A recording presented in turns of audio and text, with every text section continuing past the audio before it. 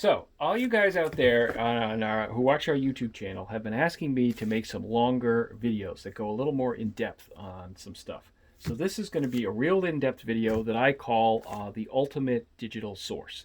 So this is how to feed your DAC, your music system, in pretty much the cleanest possible way. And I'm going to talk about all of the parts that are involved. And so the first part is we're going to use Roon as the software. Roon is the best music playback software out there. You can control it with your iPad. Really easy to use. Sounds great. That's what we recommend. We certainly support a lot of different other packages, but that's the best one. So you need a Roon core. That's the center of your music network. That's where Roon itself lives. The Roon database lives, and you load that on the sonicTransporter. If you're just using Tidal or Cobus, you don't need any local music.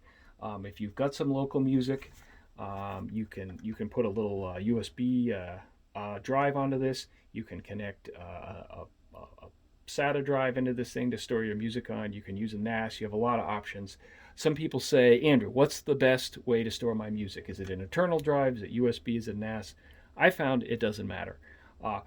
Over the rest of this video, I'm going to talk about how we're isolating the noise from all these pieces. So this part, analog noise that's generated by this server, it does not affect the end sound. So this is the sonicTransporter i5, the core of your Roon network. So out of that, we got Ethernet. Plug that in, put that over here, and the next thing is your Ethernet switch. Now, what an Ethernet switch does is it combines all of the Ethernet devices on your network and allows them to talk to each other. The Ethernet switch is pretty important. If you get the wrong one, you're going to have some issues.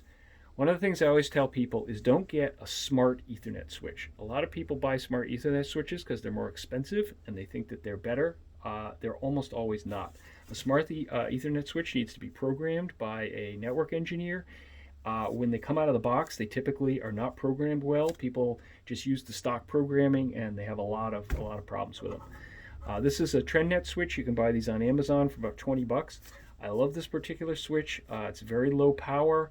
It has a very, very high packet throughput rate, which is really, really good for audio. Audio packets are very small and there's a lot of them and they're very time critical to be delivered. And so this is what you need. Again, this thing costs 20 bucks. It's not expensive, but really, really good for audio. So we plug into that. Now, the next thing we're going to use is some fiber isolation. So all the different things on your network, this sonicTransporter, this Ethernet switch, your Wi-Fi gateway, they all make noise, and some of the noise travels over this Ethernet cable in between the devices. I've seen all kinds of things on the user forums and on the internet. People are using audiophile Ethernet switches. People are putting linear power supplies on every device on their network. This does improve your sound. You can put a linear supply on every device on your network and you will lower the total amount of noise in the network. The problem is you can never really get it as low as you want it. And also you just had to buy 20 linear power supplies. A much better idea is to just let the noise be on your network, and then just before you go into something that's really sensitive like your DAC or your music player, to filter all that noise out.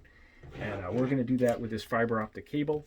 This fiber optic cable is glass. It's very cheap, but it has 100% isolation of analog noise. Digital signals travel over this, analog noise does not. And so that's why we use this. So of course, to get to this analog, to get to this optical fiber, we have to convert the Ethernet signal from this electrical wired type to this optical type. To do that, we use a media converter. There are other ways to do this. You can get Ethernet switches with one of these SFP slots on it.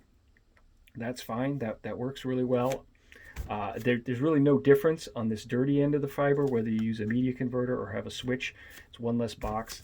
We sell these media converters. They're really cheap. That's just what I'm going to use in this video. One thing that I don't know if I've mentioned in my other videos is that there's an SFP in here. So this is what they call an SFP slot, SFP. And this is the SFP that goes in the SFP slot. So this actually has the laser in it. And these need to match. So if you buy one from us, you're always going to get this same one, and you're always going to get one on each end that matches.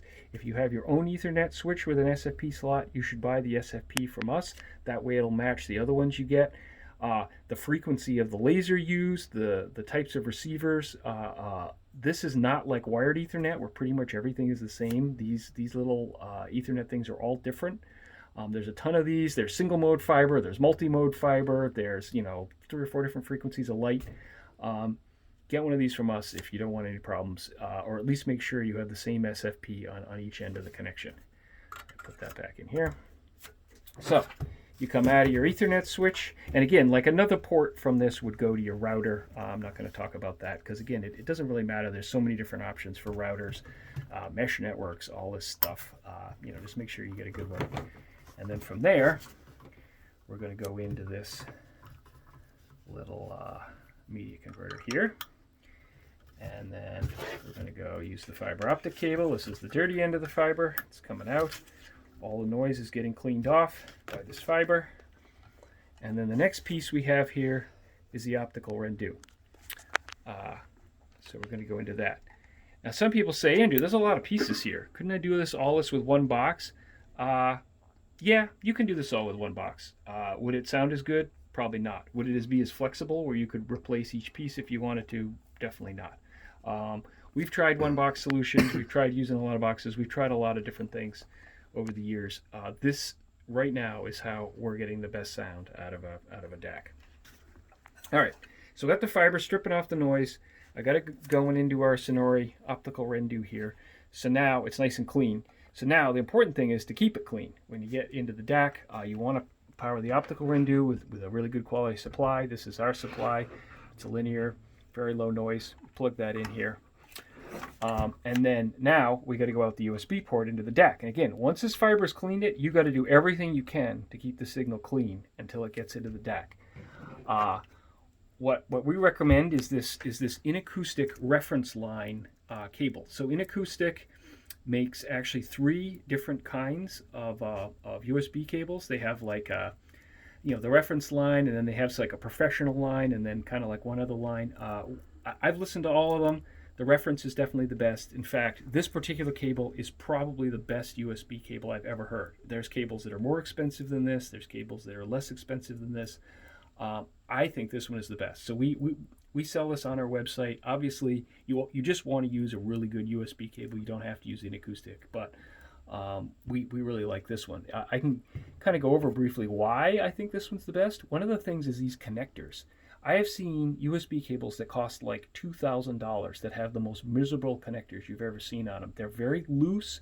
The wires can get crimped, and the wires can actually come loose. I mean, you pay $2,000 for a USB cable, and like the wire comes loose, and your signal's not getting through. No good.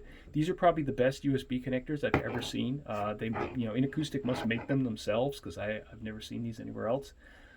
This cable is the classic super low oxygen copper. I know people talk about using silver, some of these other exotic metals. Super low oxygen copper. They make it an oxygen-free environment. It has very, very low resistance. Pretty much that's what you want from what I've seen in testing. And then they're just shielded really well. This is double shielded. Obviously, noise could get on this from the air, from your cell phone, from Wi-Fi. You want to shield that. So yeah, USB cables are important. You plug that in here, and now finally, after all of these bits, you go to your DAC. Now, people ask me pretty often what the best DAC is. There are hundreds of DAC manufacturers, and there's a lot of really good DACs out there. I am not showing the DAC on here because there's probably 20 DACs I could think of off the top of my head that are well built, sound really good, are designed properly, have good power supplies in them, very low noise.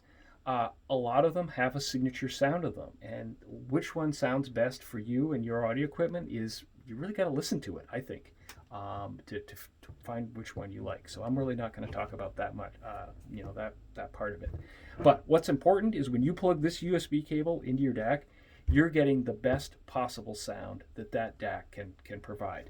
Because of all this other stuff we've done here, we're providing a very low latency signal, a very low noise signal, a very easy to use setup. Rune, you can just run the whole thing from your iPad. You just go and press play on the track and it plays, and that's what you want. So there, I've done a longer video. I've showed you every piece that you need to get really, really good sound out of your USB DAC.